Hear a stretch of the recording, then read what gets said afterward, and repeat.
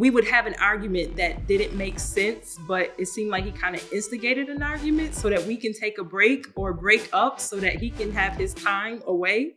And I'm like, this is stupid. This makes zero sense. So let's not do that anymore. Let's start talking to each other and telling each other what we really need.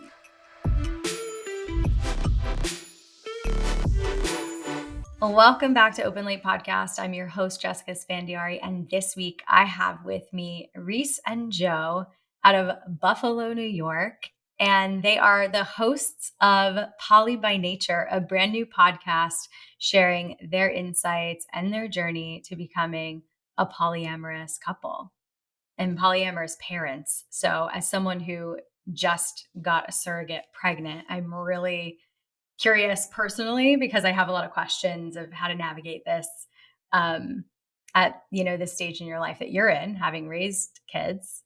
So yeah, got personal interests that are going to come out today. And yeah, welcome to the show. Thank you. Thank you for having us. Definitely.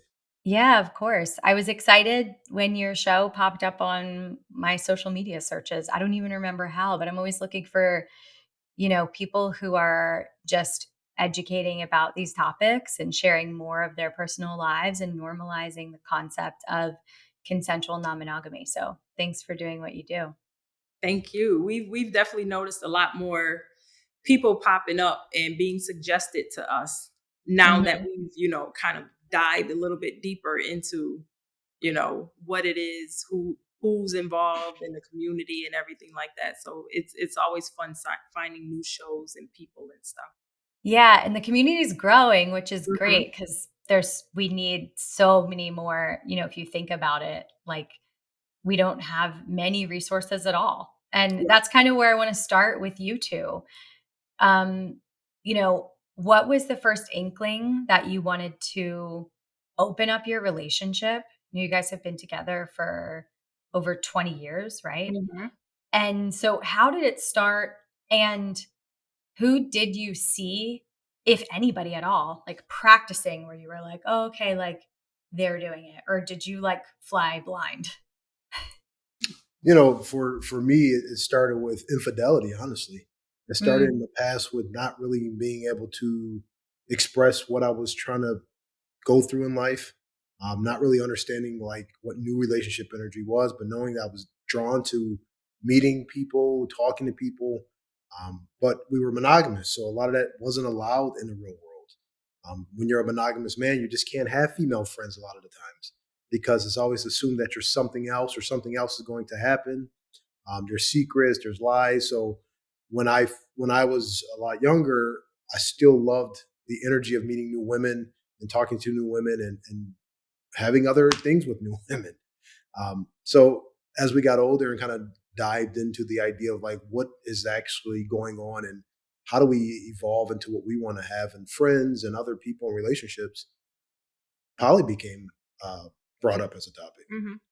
Yeah. So we realized that having friends was important to us, but we also realized that we were following a path that didn't make sense to our happiness. It didn't bring us happiness. Like we were miserable. We were in a relationship that we were trying to make work so bad for 15, 16, 17 years. We're moving up in years. And it's like, okay, at some point we're supposed to be happy. And the typical way of being in a monogamous relationship just was not working for us. Yeah. What were you finding, like, other than not being able to have friends or, kind of whether it was an emotional relationship or a sexual relationship with other people, like what were those points that you're like, wow, this is so limiting and it's the container that's broken. It's not like we're incompatible, because so many people in your situation would and do every day just decide to get divorced. Yeah. Yeah. No, so like for me, Reese has been my partner for life, right? And so I've known that from the moment I spoke words with her. But I also didn't, in the past, didn't know how to actually portray that and say, okay, you're my partner, but I'm also this person. I'm also going through these things. I'm also trying to learn myself. I think the expectation was I'm supposed to know it all at a certain point in my life. I'm supposed to know how to check these boxes and live by these notions that are put in front of me. And so monogamy was like, you get together, you commit to each other and say, I'm only being with you. You have a couple kids and you just live life happily ever after. And our happily ever after wasn't coming fast enough for me. It was kind of like, when is this going to make sense? And so once we kind of like had a real conversation about what we were missing, that's when we kind of opened it up and had a conversation. It was also that idea that we had to be so exclusive to each other.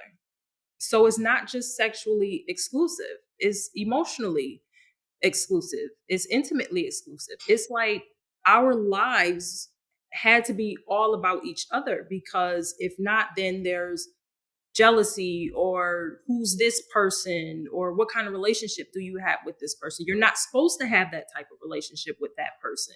You're supposed to get everything from your spouse, your partner. So it's very confining. It's very isolating. We felt lonely together. Right. Wow, that's a great way to put it. I imagine so many people listening to this episode right now are thinking, yeah, I've felt that way. Yeah. My experience has been the complete opposite, because we were open pretty much from the start when there was like so much new relationship energy still. And so it's like, some people are like, wow, why? And we're like, oh, it was an accident, honestly. And then we just like never, we were never like, mistake. Oh no, don't do that. We were like, oh, what is that? Let's scratch that itch. Unintentionally. But yeah, I think to have the bond that you two have, that it's clear that you're communicating, is amazing, because you turned towards each other and you were like, how do we make this work together? Right. So as I mentioned earlier, so many people would just say, oh, this isn't working, and think that it's something wrong with the partner or something wrong with themselves. You two were brilliant enough to be like, no, it's actually this container. It's this construct that we are sold on that's supposed to be the happily ever after, that for so many people just doesn't exist. And like you said, happily ever after never comes. So I'm curious, after the first, who brought it up first? It sounds like you did, Joe. No. No? Okay. No, surprisingly, she came and said to me, hey, I've been doing some research and I'm reading and I'm really finding this lane that seems to kind of check some boxes for us. And she kind of introduced me to this world in a way of saying, I think you should look at this. I think this could be something that could be helpful to us as a relationship. Surprisingly, it wasn't my idea. Amazing. Well, I thought so, just because earlier when you were like, well, it was infidelity. And then, Right. That feels like it would be the natural progression, but I love it. Reese, what were you finding? Was it like an article or a podcast or a book that opened your eyes to this? I honestly don't know what it was. I was looking more of open relationships, because I don't know that I knew the term polyamory at the time. Yeah. So it was more of open relationships. And I realized how unimportant sexual exclusivity was to me, because, yeah, I love it. But at the same time, for some reason, it wasn't a big deal. So we would go through things where he would we would have an argument that didn't make sense, but it seemed like he kind of instigated an argument so that we can take a break or break up so that he can have his time away. And I'm like, this is stupid. This makes zero sense. Right. So let's not do that anymore. Let's start talking to each other and telling each other what we really need. Yeah. Yeah, it just Beautiful. kind of it came full circle once I was introduced to it and kind of had that conversation, and it was like, okay, now it makes sense. Some of the things that I've been trying to grow through or try to like get rid of in my life, it poly has made me realize, okay, these things are normal, and this life is normal for a lot of people. So it just having that avenue to be able to say, okay, I'm not weird. Like I can have relationships and friendships outside of my partner and still be faithful to my partner. And that's Yeah. what I've been growing and learning, and even just what our journey is constantly evolving. it's been changing every day, our journey. It doesn't just kind of, we start off with this idea of one thing. And then if you ask us that question yesterday, it may be different than what it is tomorrow, honestly. It is constantly evolving.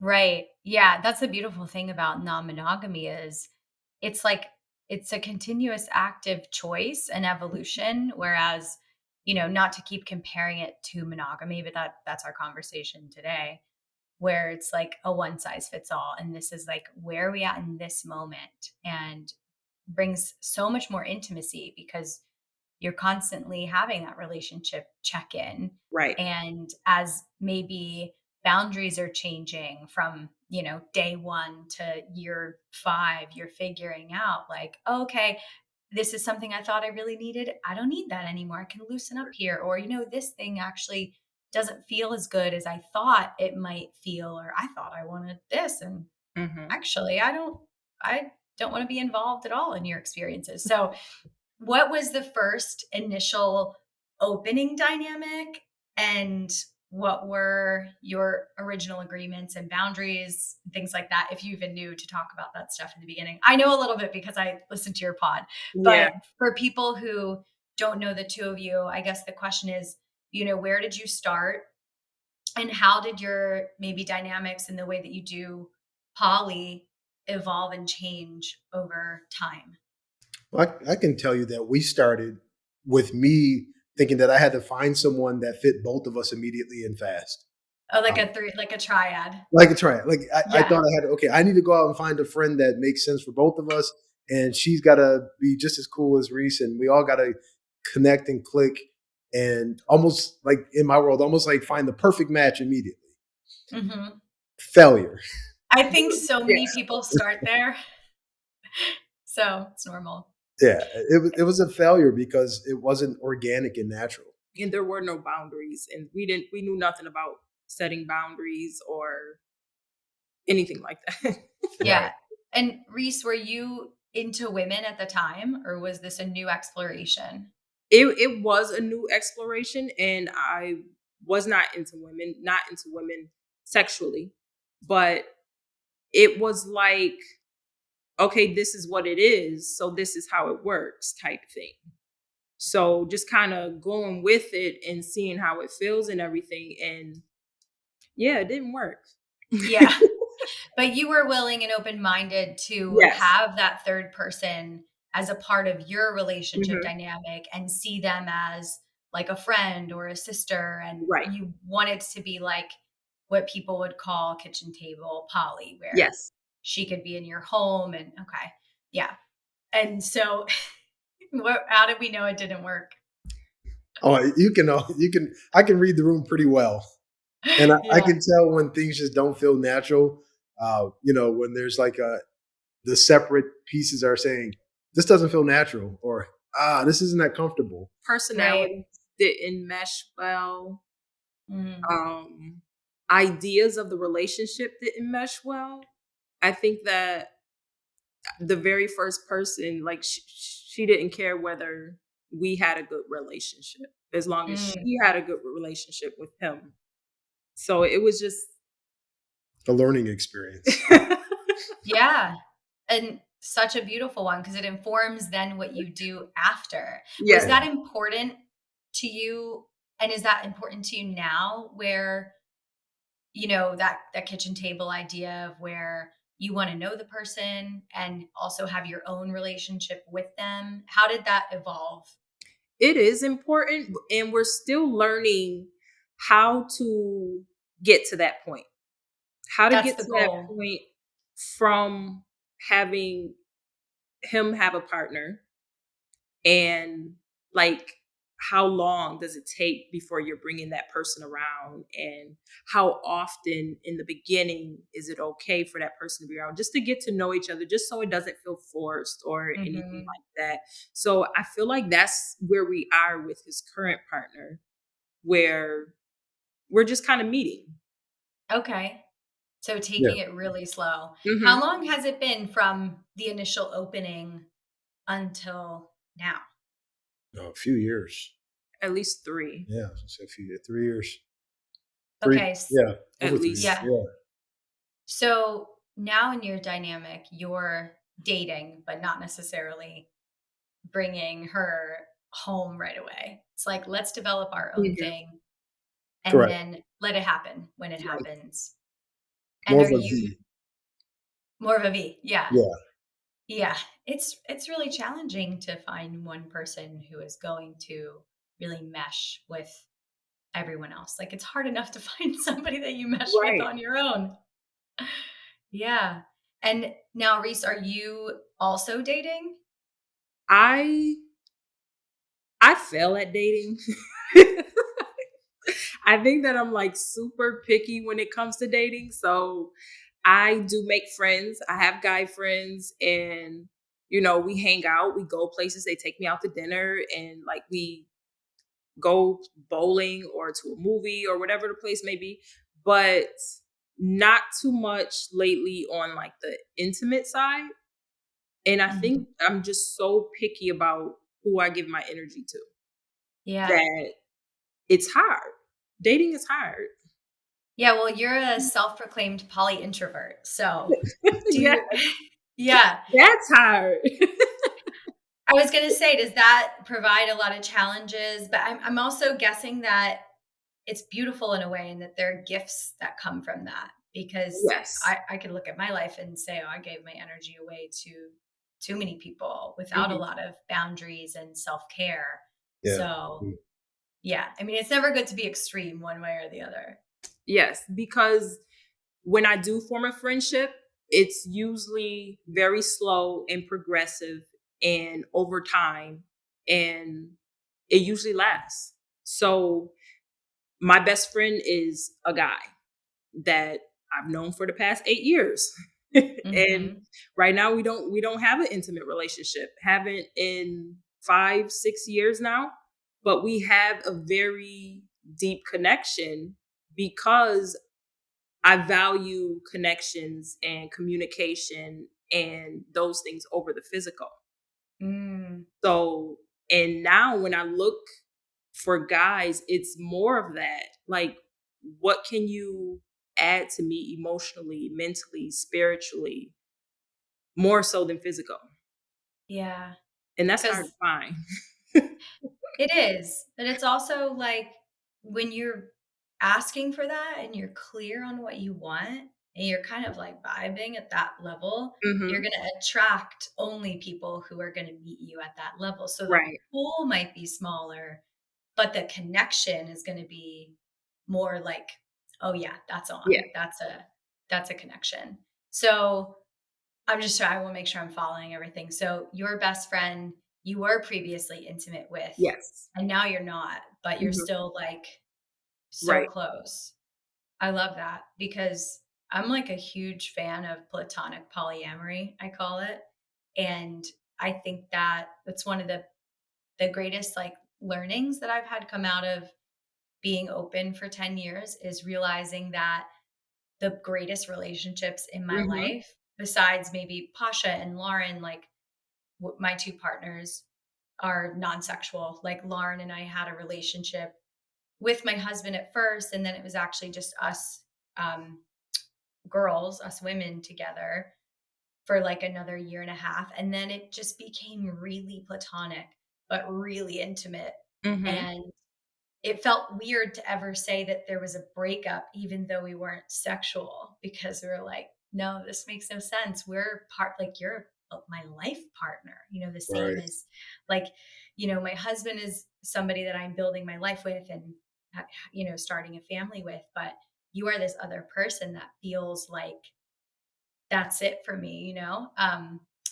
and so I love transitioning out of that and having it be totally normal that that's still a major relationship in your Yeah. life.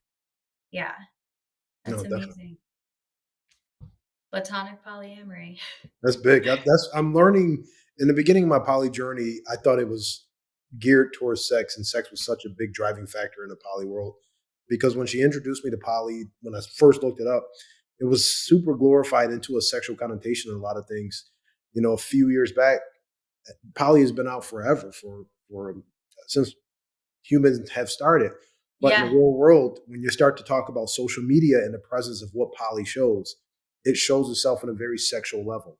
It shows itself with a man, and a lot of times with multiple women, and these harem of lustful things going on. And so when I truly dove into it and learned about it and learned about the connections and the growth and things of that nature, that platonic friendship and that platonic connections became that much more important. I didn't feel like I had to sleep with somebody to call them a friend or a partner. I didn't, there wasn't a necessarily need to be on a sex level to have them be considered somebody important to me.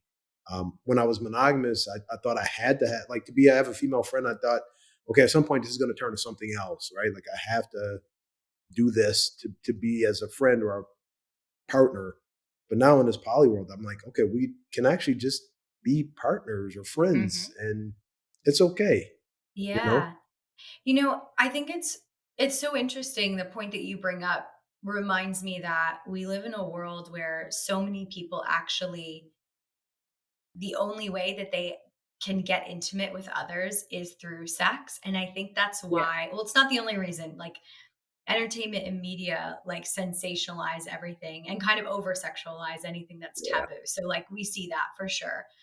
But it's also really kind of clears up the picture that for many people, like a sexual relationship is the only way that they see to intimacy, because I don't think we grow up with a lot of like role models of healthy intimacy, healthy relationships, like it might be platonic polyamory or whatever it is. And to there's so much of a big boundary on love, at least in my experience. Like I guess I'm a millennial, I'm 38, but I feel like our generation is starting to kind of be like, oh, okay, like everyone tried to put love in this box, right? There's romantic love, and that's monogamy, and that's that. And Right. anything else is like family or friends.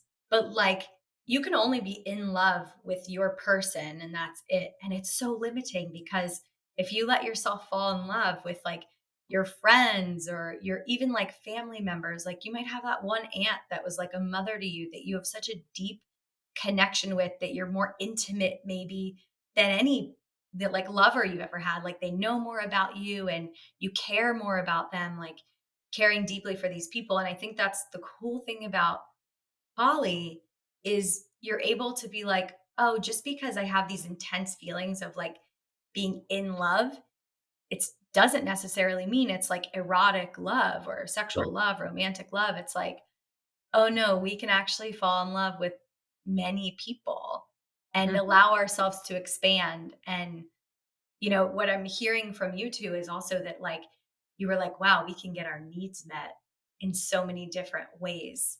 Yeah. Correct. Yeah. Yeah, and just hearing you say that opportunity of showing love and not having much that's shown in our past. We do have kids. And so now one of the biggest things that we find ourselves doing is showing our kids that love doesn't come in just one shape or one size. It comes in different forms. It comes from different people. It comes with different boundaries. It comes with different consents. And so our kids are now seeing things that we have never seen. And Mm. we sometimes we joke with our kids and we say, "Man, we wish we had parents like us." And they Yeah. kind of like, "Yeah, sure, sure you do." But the being a poly parent now to teenagers, it just kind of has shown itself to be like, this is what we go through on a real basis. And we have great conversations about love, and we Mhm. have conversations about boundaries, and we have conversations about all the things that require to be a person in someone's life. And so once you do that, my kids are starting to realize things a little bit differently. And they're seeing things that I didn't see until I was in my 30s. They're seeing it, Mm. they're understanding love and life that coexist in a certain way where they can have friendships that don't necessarily have to yield like we have to be together to be friends. Right. Okay. I'm so glad you brought it to this, because it was literally my next question where I wanted to go is, you know, hearing that you've shared this with your children, incredible. So I don't even have to ask that question, because so many people, maybe they don't have the courage or the privilege, right? Or like the safety, security to share this with community. And like it takes so much courage to even have a podcast like what you guys are doing. But then to be honest with your kids, like I know so many people that practice polyamory, but they're scared that like I don't know, like something will happen with the schooling, or, people will be mean to their kids or bully their kids if they find out. And so hearing that you've opened up about this, I would love to know like how your kids received it, what was their reaction, and from there, do other community members know, and how have you normalized this conversation? So with the kids, they don't care. um, we teach them to be independent. We teach them to stand up for themselves. We are minorities in our community and in our neighborhood, so they've always been different. Mm. And when we came out here and they got into the schools, we had to teach them, hey, stand up for yourself, stick up for yourself. So we never had that fear of anybody having an opinion about them or talking about them or looking at them different, because they know how to handle stuff like that and they've been doing it their whole lives. But we also don't have a close-knit community. Our neighbors are very far apart. We only know our neighbors, one to the right, one to the left, one across the street. That's And it. that's it. Okay. So, but when it comes to family, I would say my side, I didn't make a big deal about it or like made an announcement or anything like that. It was just that, say my sisters would be over, and if Joey had a friend over, we would introduce them. This is who this person is. And we'd explain the situation. And it'd be fine. It's kind of a surprise in the beginning because you're like, okay, what does that mean? What is this? What is Yeah. going on? But after there's an explanation and explaining of it, then it's just like, oh, okay, this works for you guys. You guys like this. You guys are happy. Okay, fine. Mm. But we didn't really we don't seek out opinions or have many conversations about it. It doesn't really come up in conversations between family, to be honest, not in our presence. But I think Joey's family is pretty much the same, where they're just like, okay. Yeah, my family Yeah. they accept anything. We have a very fluid sexual gender role kind of in my family and my side. With gay or straight, like it doesn't really matter. So being poly on my side of my family didn't matter. And so coming back to the kids, it was like, okay, well, how do we actually introduce this to you guys a little bit earlier, get it more normalized? So if someone questions you, you feel comfortable having those conversations. And if you don't feel comfortable, come back home and we'll talk about them out loud. We try to have almost a no secrecy policy in this house, where we're truly just having true, real communication all day long. And today, for example, Reese was listening to one of your podcasts, and it was talking about this experience you were having where you were out of the country and you guys had did sex for a full month. And and my daughter walks into the kitchen and this thing's on full blast and there's no skipping a beat. We just keep going and we're like making waffles and talking about your podcast while it was happening. And so these are the things that, I want my children to know and to learn. And just that way they have that open ability to be who they want to be. I doubt they'll be poly because both of them seem to like look at us like we're kind of strange people sometimes, naturally. But I think that at the end of the day, like at least they'll be able to walk into relationships, monogamous or poly, with an open mind that just simply says, okay, here's my boundaries. Here's what I want from this relationship. Here's how I want to grow from it. And here's what I can give you. And be fine with that. They may not be poly, but they can learn some things that can actually help them in the real world of relationships. Wow. That's so beautiful. It's a masterclass on parenting right here. Thank you for sharing that. That's so funny that y'all were just like making waffles and you had, what happens when you have sex for a month straight? You need a challenge, when you've been together for 10 years.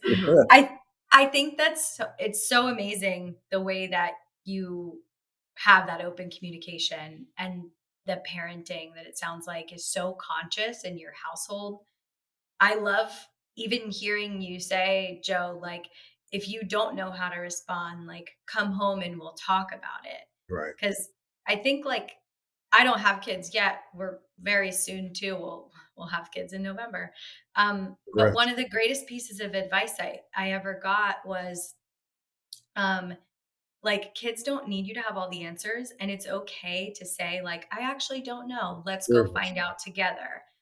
And just arming them with like so many different models of love, and watching you two go about it and see like what works and what doesn't. Cause I imagine like what didn't work for a big chunk of their lives, like also, wasn't great. And now this is like, seems like a happier, healthier version. I don't know you two very well, but you're Yeah. in this place where you're like growing together and learning together. So they're seeing healthy intimacy. Whereas like, maybe they don't choose poly, but they're choosing their relationships consciously because of Yes. you two, like a chosen monogamy, like, oh, I know what I'm signing up for, and that didn't work for my parents. And like, that's okay. So I have this other opportunity over here if I want to, that's wide open. But you're right. They probably won't. Cause like my parents are big potheads, and I always thought that smoking weed was so gross. Never ever. That's so disgusting, hippies, Yeah. Um, But yeah. It's funny because as once I became poly and once we became poly, I think we became better parents as well. It gave us the opportunity to have like deeper connections and deeper conversations because we had to realize like the only way that we were getting better by being poly was we had to open up our communication and do better at communicating to each other. But that Mhm. also just made me a better communicator amongst kids as well. Yeah. So there just came more times to have conversations, to be a better listener, for my daughter to come home and talk about sex. Which in the old, if it's a monogamous guy, I'm like, well, you don't have sex until you're married, or as the old school way Yeah. of thinking as a dad to a daughter. But to now be able to say, okay, well, what is the reason that you feel like you're ready to give your energy to someone else, and if you're ready, I support you, and all those things that kind of come behind there, where it's just that learning and unlearning sometimes of the things that we had to do. Yeah. We taught ourselves to communicate with each other and use that to communicate with our kids. Yeah. It's incredible. I was speaking of communication. I had an interview right before you two with do you guys know Multiamory Hmm. podcast? Yeah. They're so great, and they just wrote a book that's like communication tools for modern relationships, and it's like all of these incredible things that as I'm reading the book, I'm like, I never learned any of this. And I'm realizing like over the course of opening up, you're required, like Hmm. if you're going to do it well, to learn quickly on your own all these things. But now I'm like, oh, I can put a name on this communication tool, or I do this. And but now I'm seeing like the context that they put it in. I just like thought it was so great. The book is so great. So I wanted to give them a shout out. But I was going to ask you, what is the way in which is there a structure to how you communicate when you meet someone new, or you have like new information to share?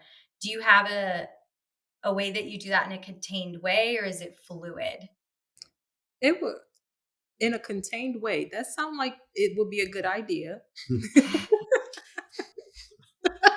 I got new relationship energy. When I get new relationship energy, I get excited.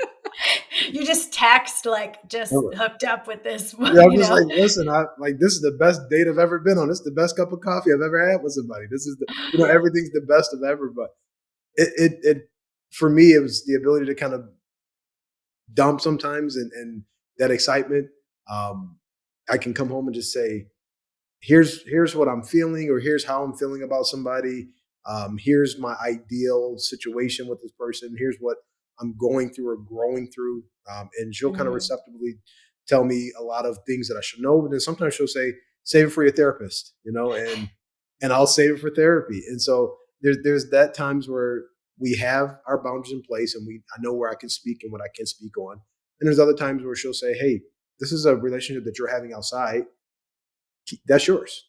I Yeah. can listen to some of it, but some of it is private between you two, Mhm. and keep those two things private because she may not want me to know some of these things, and not in a bad way, but more in a respectful way of relationship separations at that point. Yeah, that's actually such a good point you bring up. That's, I think, a new concept for a lot of people, at least that I'm talking to, that are, poly, of like, oh, did you get consent from your partner to share with, Right. your wife? Because they're, that like assumed sort of, and people call it like a hierarchical thing where it's like, well, Reese gets to know everything. And I think that's so awesome that, Reese, you're like, actually, no, this is a container that you have.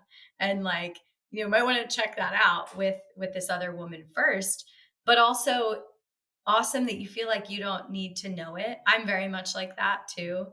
In the beginning, I think when I was younger, it was like I wanted every hot detail because Yeah. it's Really? like part of the kink for me. Yeah, it's what really drew me to it in the beginning. And now I'm like, I don't need this old story. I've heard it a million times, like, but yeah, I really enjoyed it in the beginning. And now I'm like, I don't have time, but I love it for you. But Mhm. I've got things to do. And that's really cool that you know yourself well enough to, you said at the beginning, and I think I just want to point this out because I forgot to mention it and then we went on to another topic, but I think so many women are conditioned to believe that sexual intimacy and exclusivity should be really important to them Mhm. because it's like what society teaches us. Right. That like, oh, how could you let your man, and to hear that you were like, I realized it wasn't a big deal for me.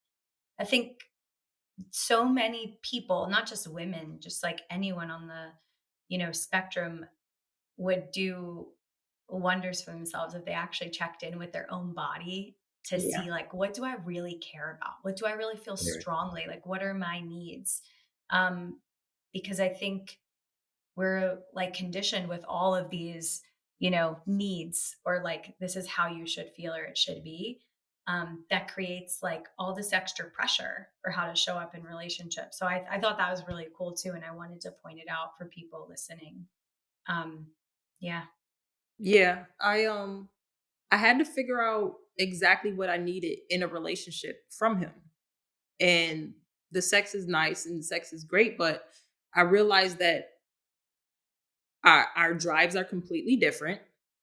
And if somebody else is helping them out with me, then I'm perfectly fine with that because, yeah, I'm not going to rise up to the task. So, Yeah. It's incredible. Like, people, get economical with your time and energy. Yeah. yeah.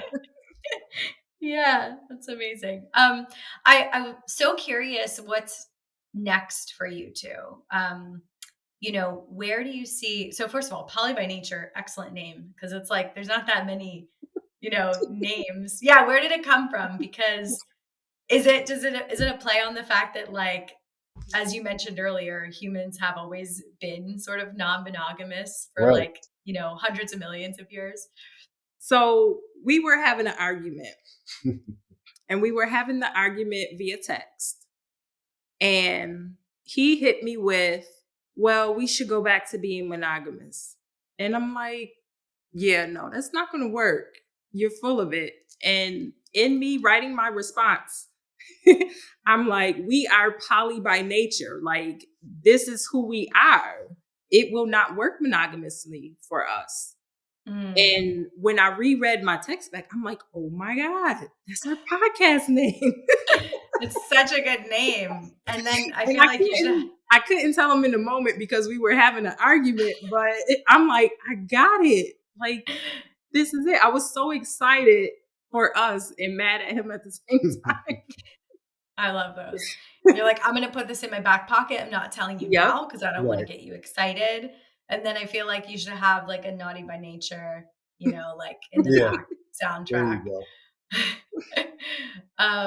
So yeah, what's on the horizon for you two? Where do you see the podcast going? Do you want to, yeah, like, what do you think it'll evolve into? We are actually going to sit down and create a 5-year plan. And that's on our agenda.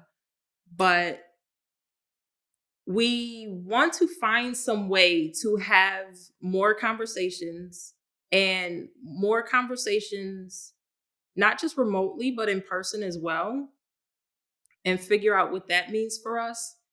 And having more in-depth being able to receive. So not just us speaking, but us being able to speak with people and receive and to help and to take in as much as we give when it comes to conversations. So just trying to figure out exactly what that looks like. And, is it a platform? Is it us offering a service? Is it us having some type of local groups or something like that? So just brainstorming, trying to be creative and seeing how far we can reach. Yeah. Yeah, for me, the podcast is already exceeded what I wanted to happen. So, initially when we started talking about poly, we couldn't find a lot of information on a just a normal level, like a level that's just like, how do people talk every day, and how do you learn about things, and take away all the connotations that we were saying this can't be just about sex. And so the podcast for us came in a way of saying, okay, let's talk about our truths and see if there's anybody else out there like us, or are we just the one-off weird ones out here? And so with like platforms like yourself, and just some other platforms that we wound up connecting with and watching and learning, and we're like, okay, this is real, and these are real people, and these are real experiences. And so now going forward, we find ourselves having conversations with people who are like, hey, thanks, thanks for that conversation. As a man, they're, getting other men saying, hey, you're okay with these things, and how do I get okay with these things? Because everyone's journey is different and everyone's destination is different.